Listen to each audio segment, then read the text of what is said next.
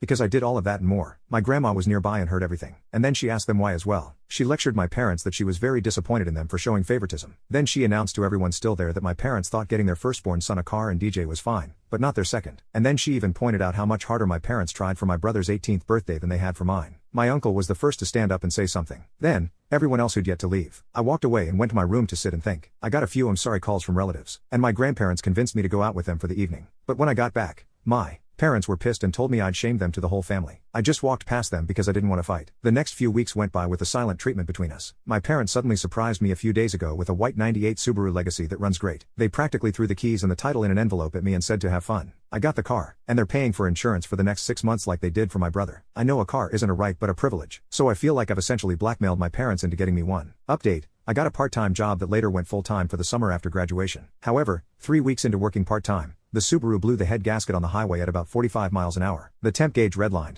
and I had to pull over and call for help. My grandparents looked at the car and found that someone had run a lot of gasket sealer in it, and it was still in the coolant. The car was band-aided back together before my parents bought it and was then barely hanging on by a thread. It drove great, and I never pushed the car hard as I'm a slow driver. My parents claimed no prior knowledge of the problem, but their only real reaction was to shrug and say it was karma for making them get me the car in the first place. Well, that was a mistake because my grandparents were right there to witness that, and they tore into my parents like none other. My grandma told me to wait in my room and let them sort this out. It was 2 hours before I was called back into the living room. My parents were on the couch, and both looked like they'd both been metaphorically hit by a truck. My uncle and 2 other relatives were there now, too. My grandparents had gotten it out of them, and when they bought the car, they just looked for the cheapest thing they could find close in the area that still ran, and bought it, no questions asked. They didn't even bother inspecting the car, let alone properly read the ad. My uncle, who knows a thing or two about cars, told me that the engine would need to be rebuilt because the head gasket warped the block, and it cost more than the car is worth fixing. I had to call into work and tell them I could not make it in because my car was dead. They understood and put me on unpaid leave for the moment. Now, I want to point out that I had no involvement in what happened next. My grandparents told me to chill and let them and my parents take care of this. And they did. A few days later, they returned with a 1999 Honda Civic hatchback with 180,000 miles. It was white like my Subaru,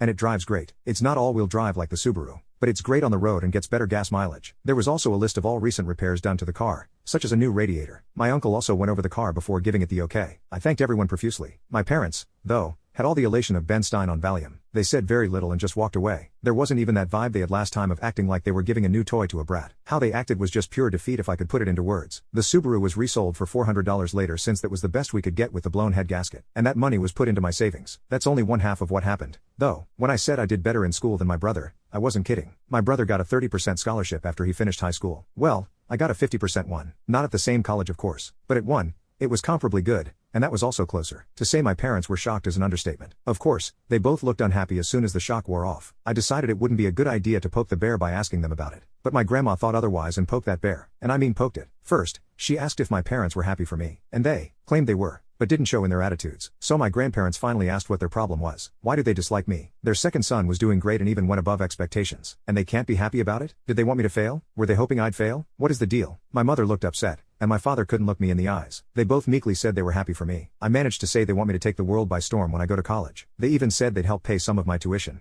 just like they are for my brother. My grandparents said they better keep their word, because there should never have been any favoritism. I thanked my parents for their help. I got a light, if not limp, a handshake from my father and a very stiff hug from my mother. It all felt so forced. I was and still am extremely thankful for the car and the tuition. But my parents just drained the room of all emotion. I ended up asking if my grandparents knew what it was that made my parents act this way. I wondered if I was an accidental pregnancy or something. And they gave me the "it's time we told you" look. Well, I'm not adopted like so many asked, but I was unplanned. Sort of. You see, my parents wanted both a girl and a boy, but I got 2 boys instead. My brother came out as a boy, so my parents were hoping to get a girl on the next go. And they had a prior agreement to stop after 2 kids. They never got a girl. My grandma told me they refused to find out my gender till after I was born. They were convinced I'd be born female, and they bought a lot of baby stuff for a girl, and they didn't get a girl. My grandma said I used all of my brother's hand-me-downs until I was 3 years old because my parents had bought so much girl stuff in advance that they couldn't use. So, I was just a disappointment to them from the time I was born. My grandparents said that they knew my parents were screwed up, but they've been the way they are for so long now that there's no point in expecting them to change. Since then, my parents have not spoken to me much about college. They ignore the subject as much as they can. And thanks to some of the warnings I got from people who messaged me, making me paranoid, I called the college I'd been accepted to and made sure to tell them that if anyone calls or emails pretending to be me or my parents trying to say I'm not coming,